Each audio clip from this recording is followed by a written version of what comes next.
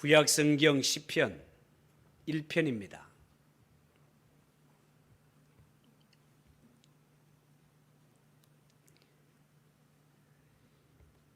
시편 1편 1절에서 6절까지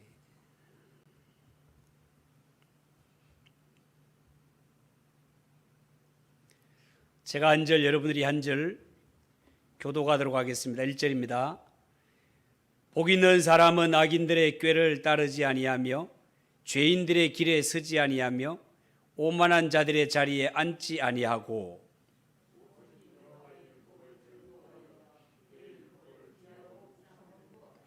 그는 시냇가에 심은 나무가 철을 따라 열매를 맺으며 그 잎사귀가 마르지 아니함 같으니 그가 하는 모든 일이 다 형통하리로다.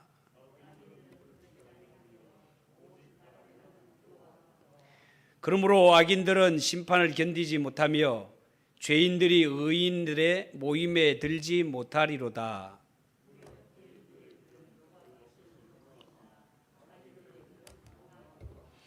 아멘.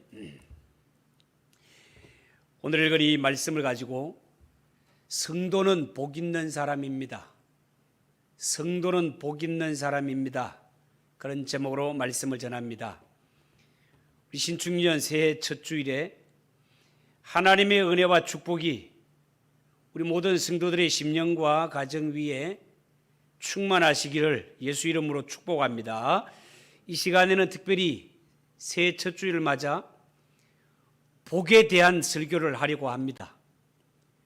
제가 복에 대한 설교를 한다고 하면 어떤 사람은 혹시 마음속에 부정적인 생각과 알레르기 반응을 보일지도 모릅니다. 왜냐하면 그동안 기독교가 많은 사람들에게 기복 종교로 오해되어 비난의 대상이 된 적이 있기 때문에 그렇습니다.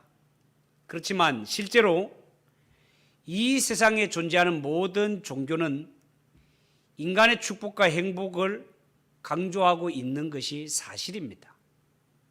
하나님의 말씀인 성경도 창세기에서 요한계시록까지 복에 대한 메시지가 하나의 축을 이루고 있는 것도 사실입니다.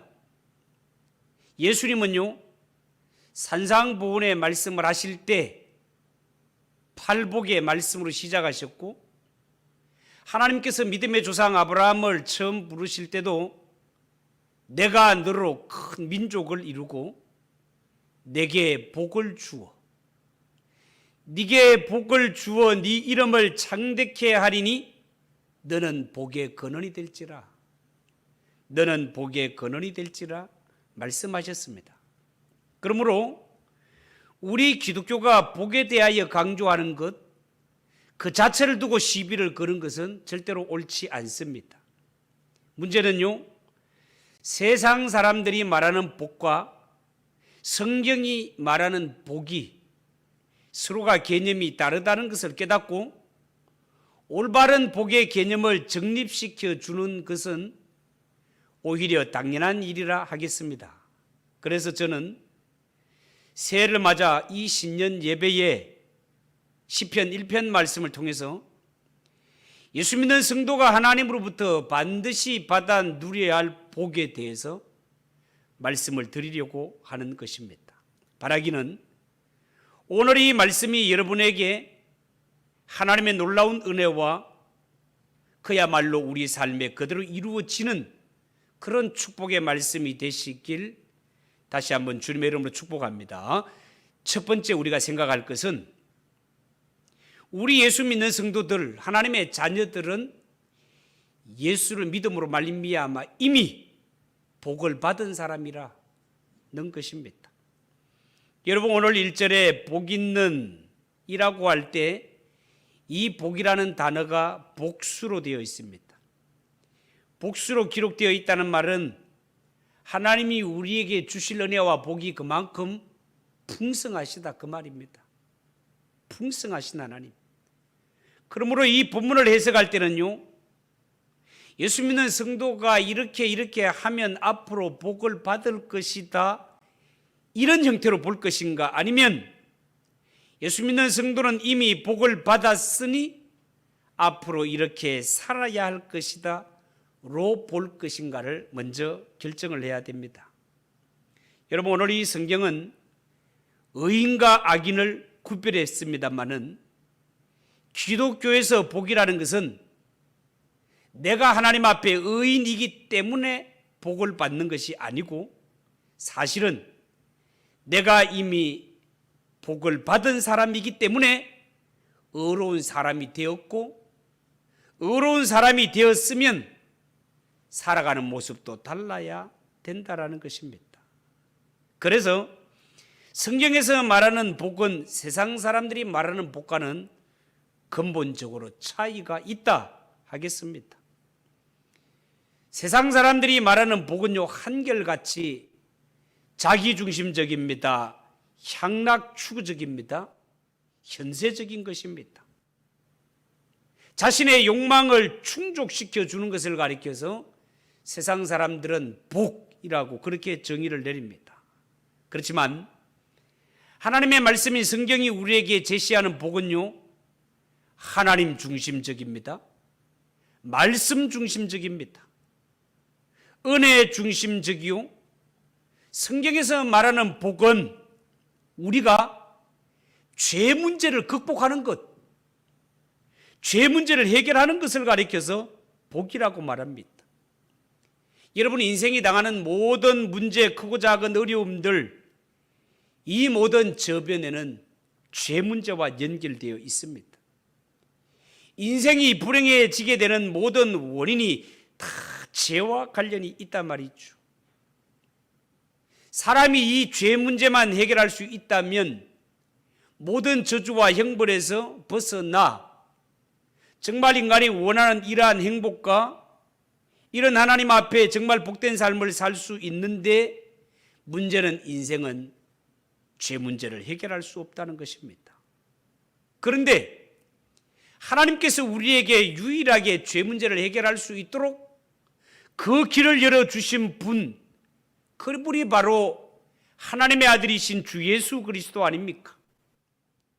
예수 안에 죄 사함이 있는데, 죄 사함의 유일한 길이 있는데, 예수 믿는 성도들은 말 그대로 마음속에 예수님을 나의 주, 나의 구주로 영접한 자들이요, 그 마음속에 예수님이 오셨다라는 것은 예수님을 영접한 자들은 죄 문제를 해결함을 받은 자니, 이 사실 하나만 보더라도 예수 믿고 죄 사함 받은 자들이 얼마나 복 있는 자냐 하는 거예요.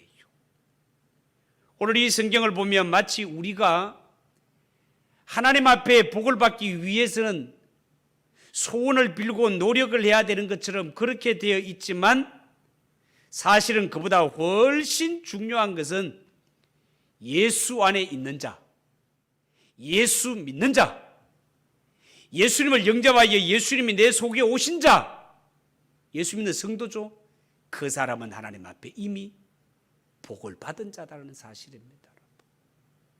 예수 믿는 사람보다 더 복된 자가 이 세상에 없단 말이에요. 그래서 오늘 읽은 시편 1편의 말씀은 이미 복을 받은 성도가 앞으로 살아가야 할 삶의 지침서로 이 성경을 보는 것이 옳다 그 말입니다.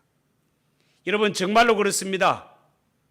오늘 이 자리에 참석한 예배를 드리고 있는 모든 예수 믿는 성도들은 이미 복을 받은 자들입니다. 우리는 벌써 하나님의 은혜로 구원의 복을 받은 자요, 영생의 복을 받은 자요, 오늘 이 세상을 떠나도 천국에 들어갈 자가 예수 믿는 성도라는 사실을 믿으시기 바랍니다. 이 사실을 믿는 자는 이 사실을 믿는 것 자체가 이미 복이다 말입니다. 왜요? 이 사실을 아무나 믿을 수 없기 때문에 그렇습니다. 하나님이 자녀로 간주하시고 사랑하셔서 그 마음속에 믿음을 선물로 주신 자, 하나님으로부터 이 믿음을 선물로 받은 자만이 깨달을 수 있는 진리이기 때문에 그렇습니다.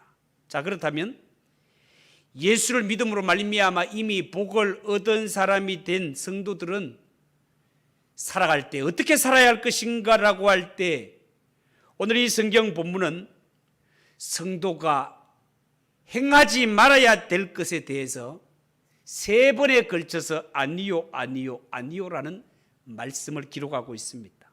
그게 뭡니까? 1절 말씀에 복 있는 사람은 악인의 꾀를 쫓지 아니하고 죄인의 길에 서지 아니하며 오만한 자의 자리에 앉지 아니하고 라고 말씀하고 있습니다. 하나님의 말씀은 너희가 진짜 복 있는 성도라면, 너희가 정말 마음속에 예수님을 모시고 살아가는 하나님의 자녀라면 이 땅에 살아갈 때 반드시 멀리해야 될 것, 절대로 해서는 안 되는 것 3가지를 언급하고 있습니다. 그게 뭡니까? 성도는 첫째, 악인의 꾀를 멀리하라. 악인의 꾀를 멀리하라는 겁니다. 왜냐하면요, 사람은 누구를 통해 어떤 말을 듣는가에 따라서 선악간에 영향을 입게 되기 때문에 그렇습니다. 가령 예를 들어서 나쁜 사람을 통해서 자꾸만 내 귀에 나쁜 이야기를 듣게 되면 멀쩡하던 사람도 악한 길을 가게 됩니다. 그래서요, 진짜 복 있는 사람은 먼저 듣는 것을 삼가할 줄 알아야 됩니다. 여러분, 사람은 참 말을 많이 하며 사는 존재 아닙니까?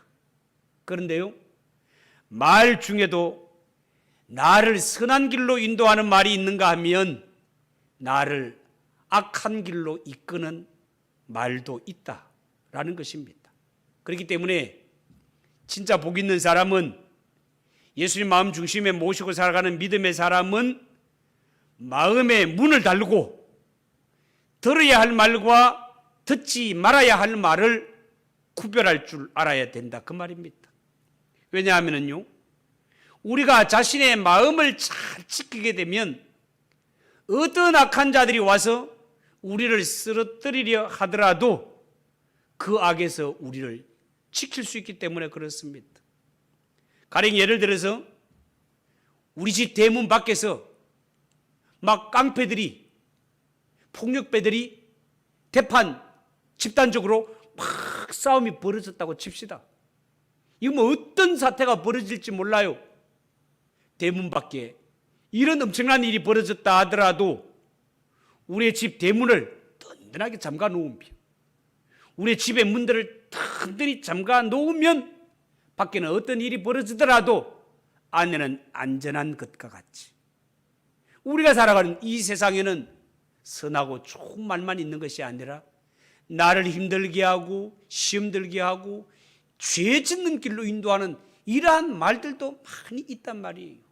그럴 때 성도들은 마음의 문을 탁 달아서 들어야 할 말과 듣지 말아야 할 말을 잘 구분해서 나를 유익하고 하나님의 선한 길로 인도할 수 있는 말을 들어 아멘할 것이며, 그렇지 않는 말에 대해서는 딱 닫아 걸 수 있는 이런 자가 하나님 앞에 복 있는 사람이요 악인의 길을 멀리하는 자라는 것을 명심해야 될 것입니다.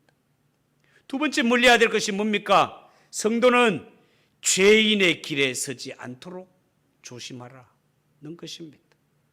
여러분, 사람이 언제 죄를 짓게 됩니까? 사람이 죄를 짓는 것은요, 악한 생각에 충동받은 것을 행동으로 옮길 때 죄를 짓게 되는 것입니다. 여러분, 사람에게 나쁜 충동, 악한 충동을 주는 세력이 누구입니까? 마귀가 하는 것입니다. 여러분, 가룟 유다에게 예수님을 팔 생각을 불어넣은 자가 마귀라고 하지 않습니까? 이처럼 마귀라는 존재는요, 사람의 마음속에 의심을 심어줍니다. 분노하게 만듭니다. 자꾸만 죄를 짓도록 충동질합니다. 똑바르고 옳은 길을 가도록 하지 않고 삐뚤어진 길을 가도록 그릇 인도합니다. 그래서 사람이 죄를 이기는 데 있어서 가장 중요한 것은 자신의 마음을 잘 다스리는 것입니다. 마음을 잘 지키는 것입니다. 마귀는 사람을 찾아와서 충동질할 때 우리에게 자주 하는 말이 뭔가 하면, 이 일은 아무도 모르니까 해도 돼, 해도 돼. 아무도 보는 사람이 없으니까 해도 된다라고 이런 충동지를 자꾸만 가져다 줍니다.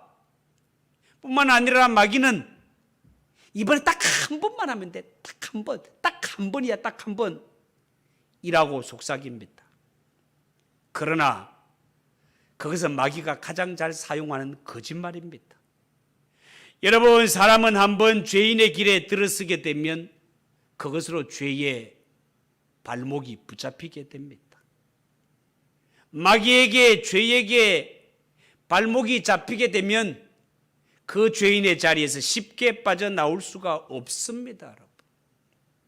그러므로 죄에 관해서는 애초부터 죄의 길에 들어서지 않도록 자신의 발걸음을 주의하고 조심하는 것이 상책이다, 그 말입니다.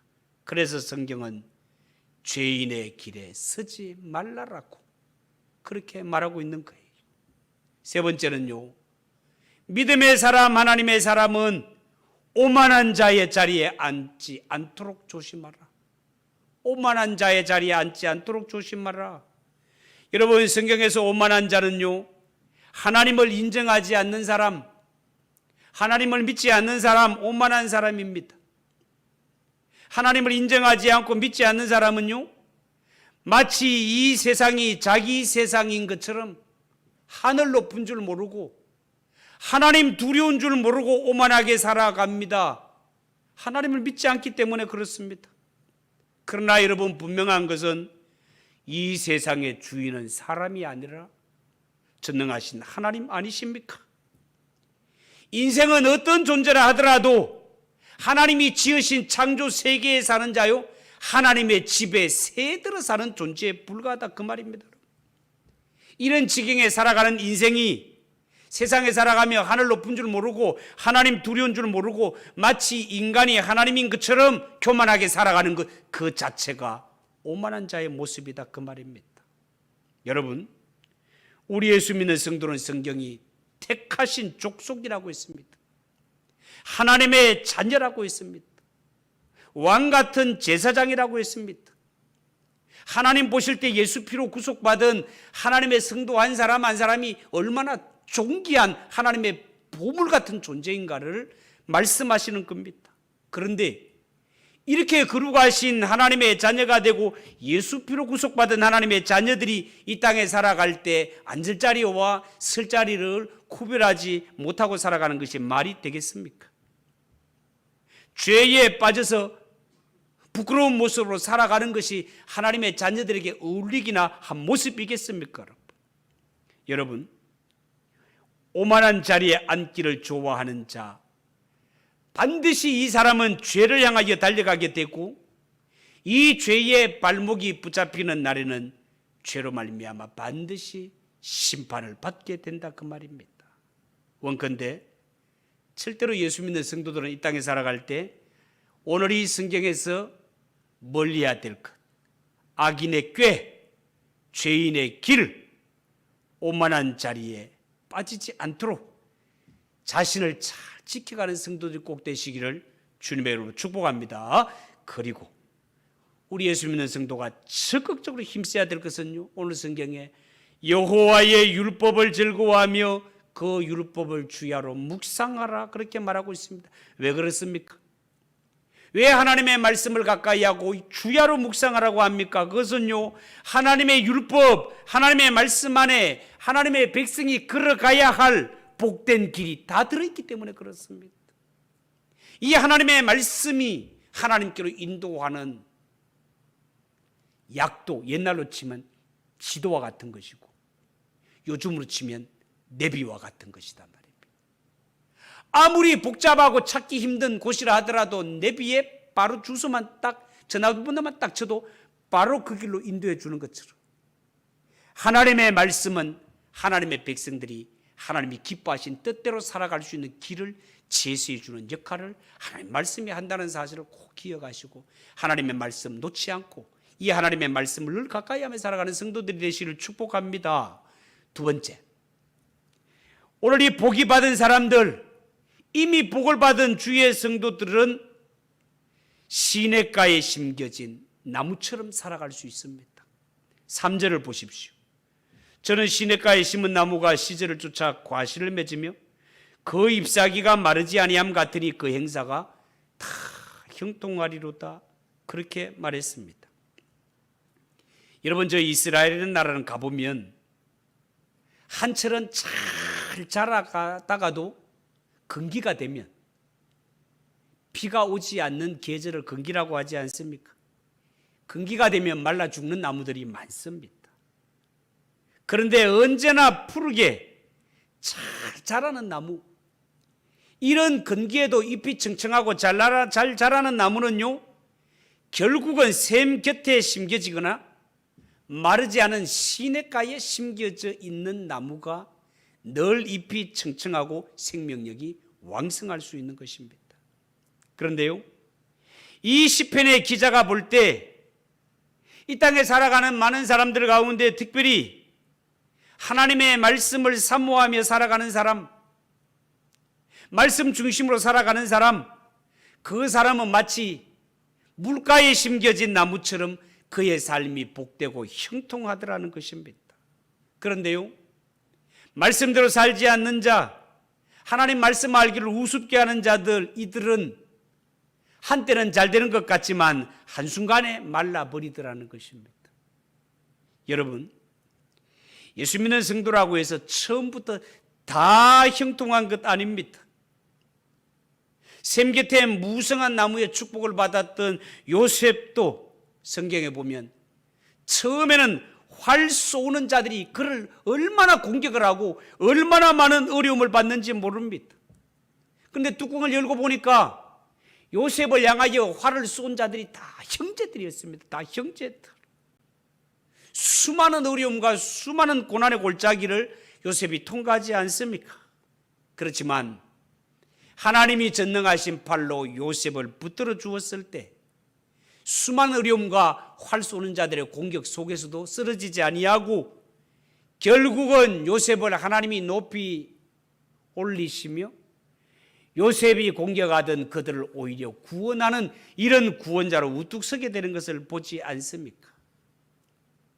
하나님이 붙드시는 자, 하나님의 말씀 중심으로 살아가는 자, 하나님이 붙들어 주십니다. 하나님이 붙들어 주시면 요셉과 같은 이런 복된 삶을 살 수 있다, 그 말입니다.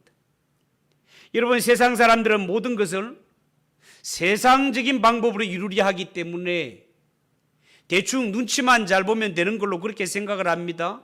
그렇지만 예수 믿는 성도들은 처음부터 하나님의 말씀대로 살아야 되기 때문에 하나님의 말씀대로 사는 것이 쉽지 않습니다. 처음에는 다 어렵습니다. 그렇지만 하나님의 말씀대로 사는 이 길에 하나님이 함께 하시마 약속하셨고, 하나님이 도와주시마 약속하셨고, 하나님이 인도해 주시고 붙들어 주시마 약속하셨기 때문에 말씀대로 살아가는 자, 시련은 있지만 세상의 어떤 세력도 하나님이 붙드신 자를 이길 수가 없습니다. 왜 그렇습니까? 하나님이 붙들고 계시기 때문에 그렇습니다. 성경은 말하기를요, 아기는 풀같이 성장할지라도 결국은 나중에 다 배임을 받아 꺼지지 않는 불 속에 던져지게 되고, 의인은 레바논의 백향목처럼 쓰임받게 된다라고 그렇게 말씀하고 있습니다.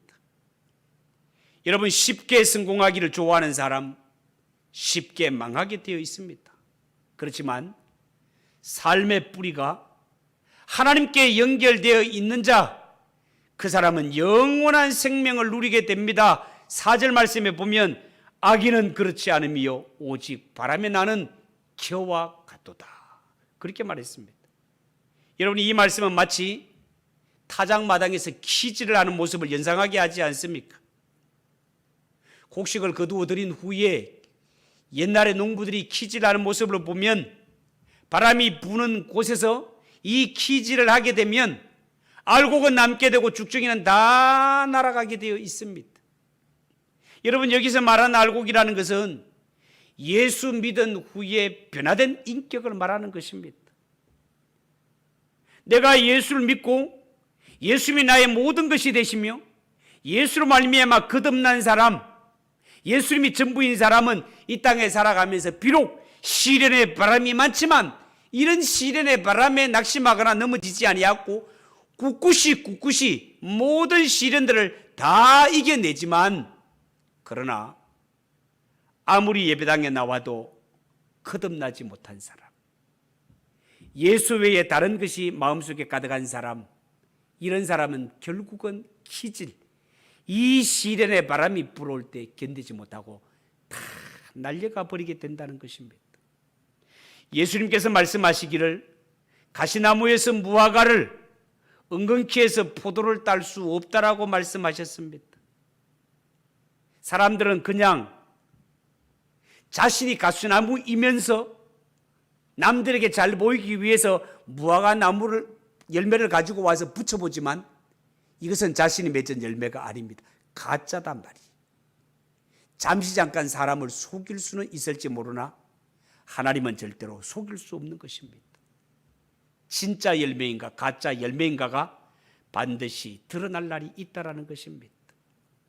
그래서 예수 믿는 성도는 어떤 열매를 갖고 와서 붙이려고 하지 마시고, 사과나무가 되면 사과를 맺게 되어 있고 배나무가 되면 배나무가 되어 있는 것처럼 정말로 내가 하나님의 자녀고 정말로 예수의 사람이면 저절로 예수의 열매가 맺히게 된다는 사실을 믿으시기 바랍니다.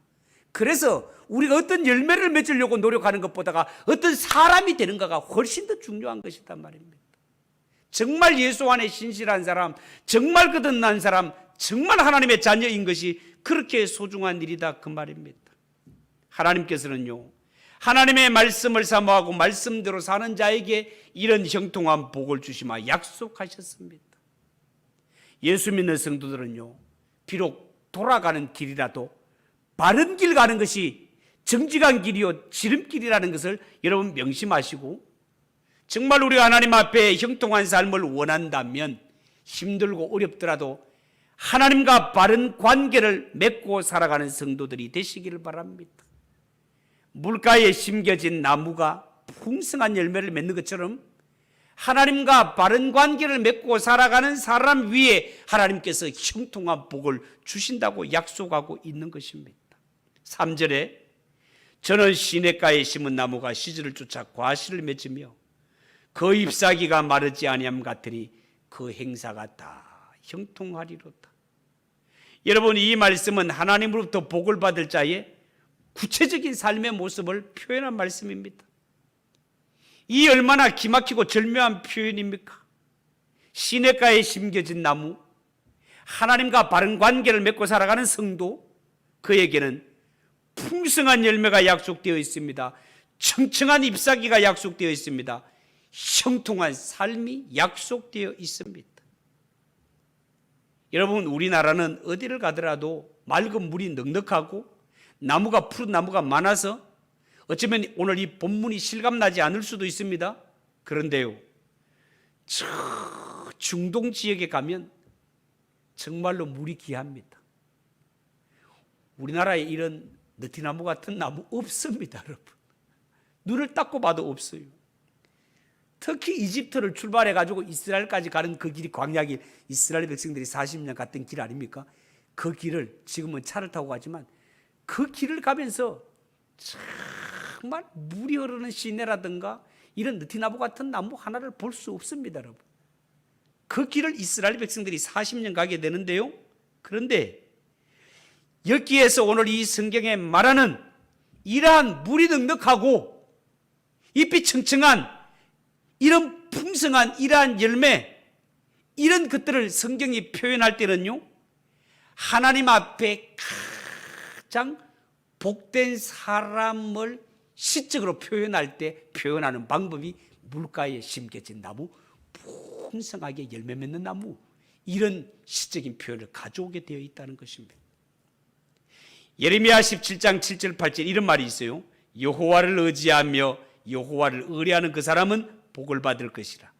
그는 물가에 심기운 나무가 그 뿌리를 강변에 뻗치고 더위가 올지라도 두려워 아니하며 그 잎이 청청하며 가무는 해도 걱정이 없고 결실이 그치지 아니함 같으리라. 그렇게 말했습니다. 이 말씀만 보더라도 물가에 심겨진 나무가 얼마나 복이 있는가를 한눈에 알 수 있는데, 어떤 자가 이런 복이 있단 말입니까?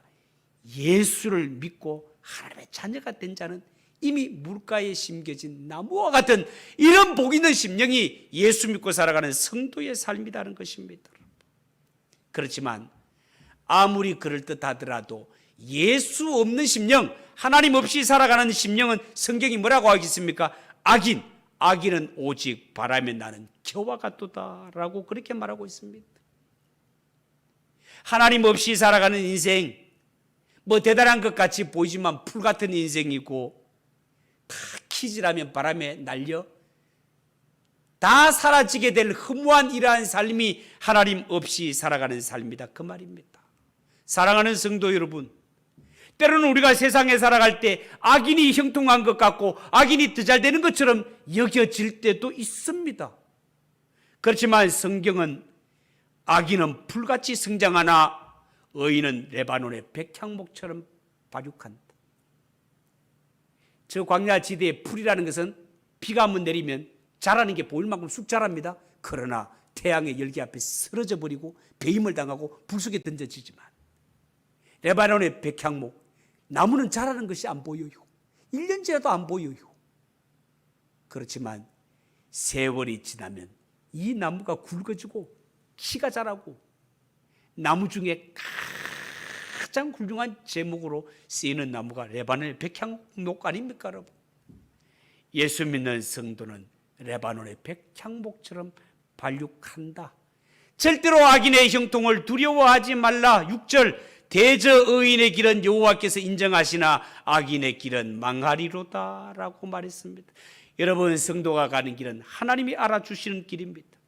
내가 예수 믿는 것 때문에 고생하고 수고하고 어려움 당하는 것 하나님이 알아주십니다. 하나님이 인정해 주시고 갚아주실 날이 반드시 있다라는 것입니다.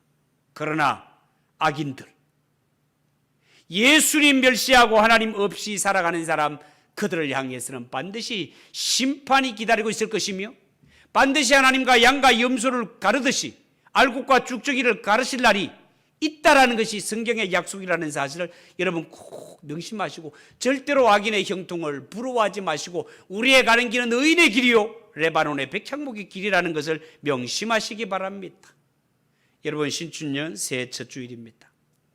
하나님 앞에 무엇이 참된 복이고 무엇이 진실로 복인지를 분명히 깨달으시고, 새해에는 반드시 우리에게서 모든 질병이 떠나가고 우리 성도들은 마치 물가에 심겨진 나무처럼 가뭄에도 끄떡 없고 늘 잎이 청청하고 삶의 현장에 하나님이 베풀어 주시는 풍성한 열매가 주릉주릉 맺히는 그런 복된 한 해가 되시기를 예수님의 이름으로 축복합니다. 기도하겠습니다. 하나님 아버지, 은혜를 감사합니다. 새해 첫 주일을 맞아서 성도는 복 있는 사람입니다라고 말씀을 전했습니다. 하나님, 우리가 내 마음속에 하나님이 보내신 예수님을 내 구주로 영접하고 믿고 살아가는 것이 얼마나 복 있는 자라는 것을 알게 하시고, 절대로 악인의 형통을 부러워하지 아니하고 레바논의 백향목같이 이 의인의 삶을 사모하며 살아가는 복 있는 성도들이 되게 인도하여 주시옵소서. 예수님의 이름으로 기도하옵나이다. 아멘. 552장 찬송하겠습니다.